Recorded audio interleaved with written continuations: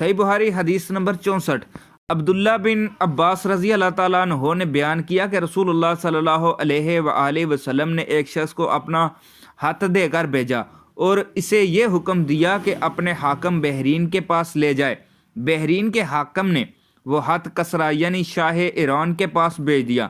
جس وقت اس نے وہ ہاتھ پڑھا تو چاک کر ڈالا، اور میرا خیال ہے کہ ابن مسیب نے مجھ سے یہ کہا کہ اس واقعہ کو سن کر رسول اللہ صلی اللہ علیہ وآلہ وسلم نے اہل ایران کے لیے بد دعا کی کہ وہ بھی چاک شدہ ہاتھ کی طرح ٹکڑے ٹکڑے ہو جائیں۔ صحیح بخاری حدیث نمبر 65۔ حضرت انس بن مالک رضی اللہ تعالیٰ عنہ سے روایت کرتے ہیں، انہوں نے فرمایا کہ رسول اللہ صلی اللہ علیہ وآلہ وسلم کسی بادشاہ کے نام دعوت اسلام دینے کے لیے ایک خط لکھا یا لکھنے کا ارادہ کیا تو آپ صلی اللہ علیہ وآلہ وسلم سے کہا گیا کہ وہ بغیر مہر کے ہاتھ نہیں پڑھتے، یعنی مہر کے بغیر ہاتھ کو مستند نہیں سمجھتے۔ تب آپ صلی اللہ علیہ وآلہ وسلم نے چاندی کی انگوٹھی بنوائی جس میں محمد اور رسول اللہ لکھا تھا۔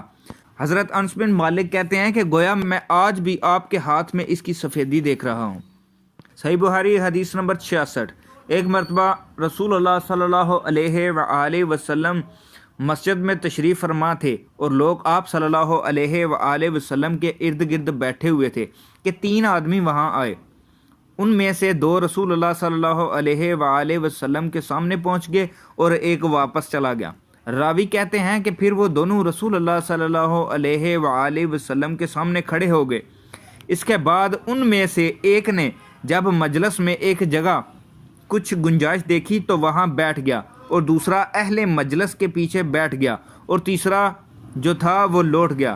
تو جب رسول اللہ صلی اللہ علیہ وآلہ وسلم اپنی گفتگو سے فارغ ہوئے تو صحابہ رضی اللہ تعالیٰ عنہ سے فرمایا، کیا میں تمہیں 3 آدمیوں کے بارے میں نہ بتاؤں؟ تو سنو، ان میں سے ایک نے اللہ سے پناہ چاہی، اللہ نے اسے پناہ دی، اور دوسرے کو شرم آئی تو اللہ بھی اس سے شرمایا کہ اسے بھی بخش دیا، تیسرے شخص نے منہ موڑا تو اللہ نے بھی اس سے منہ موڑ لیا۔